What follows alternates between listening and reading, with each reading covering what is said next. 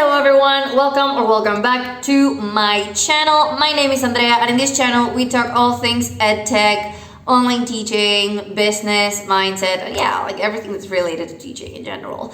But yes, today I wanted to record this video. This is the second video that I'm recording today. The first one, if you have not seen it, I'm gonna leave a card somewhere here so that you can go and check it out after you end up watching this video. So as you may have already read by the title of this video, we are going to be talking about rewards in the classroom. So a few days ago I had a formal observation and there were some things that it wasn't that I didn't take them into account, but at the same time I was not using them at that point. Sorry, it wasn't that I didn't know about them, but I was not implementing them. So today I would like to share a bit about my experience when it comes to classroom rewards, and it's more like a classroom update rather than a how-to video. But yeah, I hope that whatever I'm saying here helps.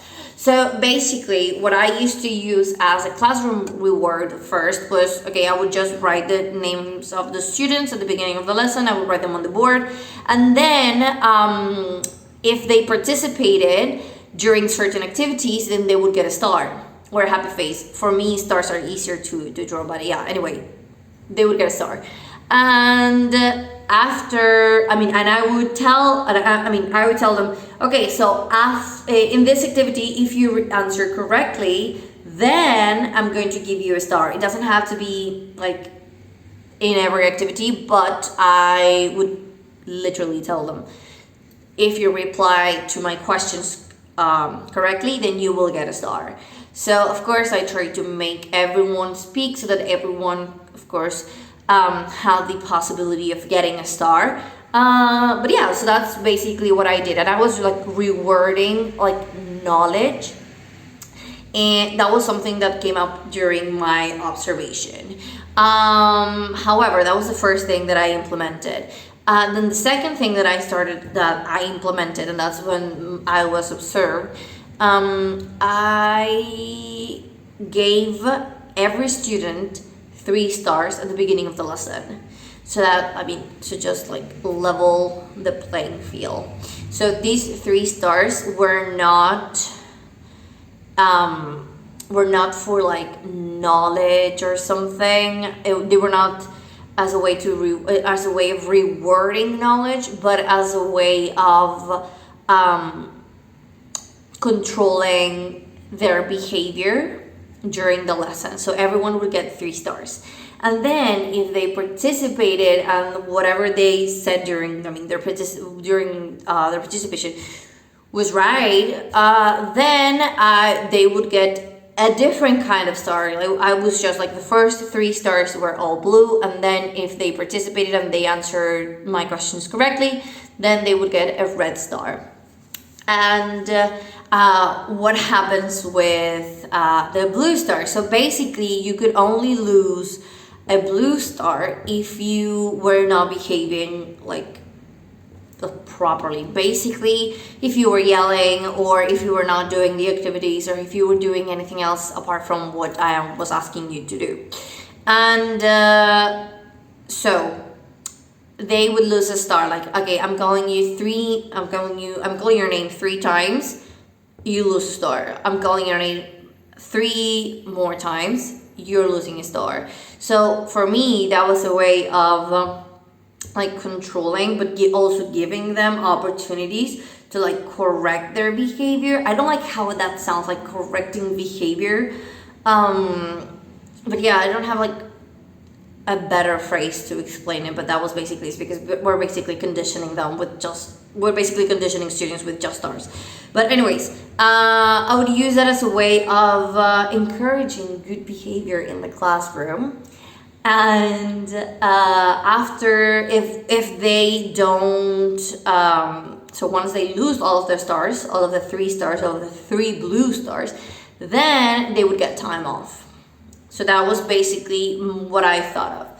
And well, later on I have my observation, I have my feedback, and I was given probably one of the best tips when it came to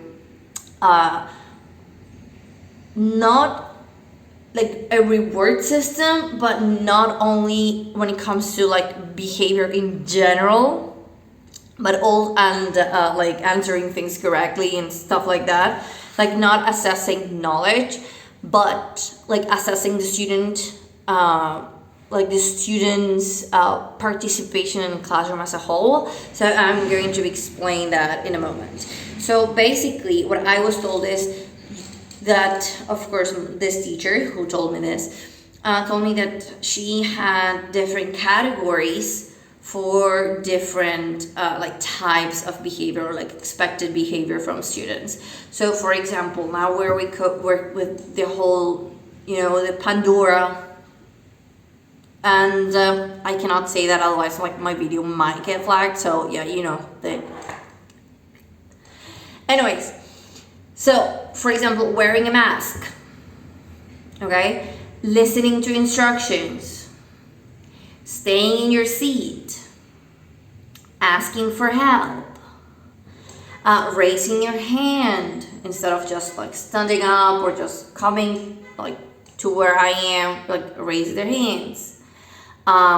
Like probably like knowing where completing activities, not even if they're right, like if their answers are okay, then that's fine, but like completing activities, following instructions. So in that way, they know why you're giving them a star or not. So if you wrote a star like under the mask, like prompt, rubric, under the mask rubric, then they know that they got a star because they are wearing a mask.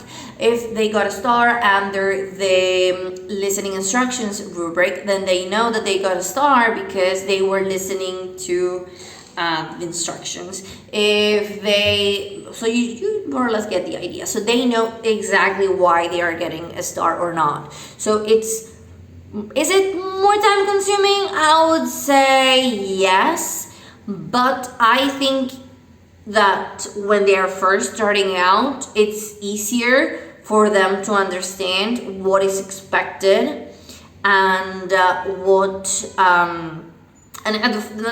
is expected also, and why they're getting a star, or when I am removing a star, they know exactly why that is. Probably if I gave you a star at the beginning of the lesson because you were wearing a mask, and then I removed that star, then you know that it is because, I don't know, you are not wearing your mask properly.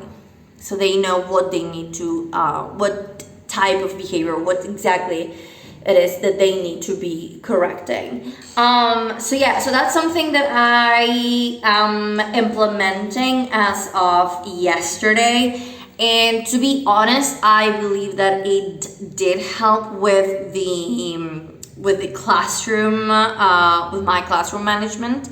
It was a bit time consuming. Yes, did I have to explain what each of the rubrics meant? Yes, I also drew them, like instead of writing mask, I just drew a mask.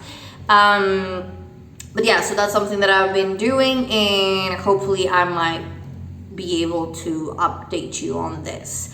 So yeah, if you want to use that too, then you are more than welcome to. And I also believe that students were benefiting from it because, for example, some of my students were already finishing their activity, so I was just giving them stars. And then one of my students finished, and I did not write it on the board, and she literally called me and she told me, like, she was just like signaling me to draw a star next to her name because she had already finished. So I think that they are paying close attention, and I think and it wasn't that difficult for me to explain what each rubric meant. It did take some time, but it was not difficult, and my students are like 5 or 6. So yeah, if you want to do the same, then do it. The only thing that I may implement soon is like a way of keeping track of this, which I might do like on a sheet, like on an Excel sheet or something. or a Google Sheet or a spreadsheet.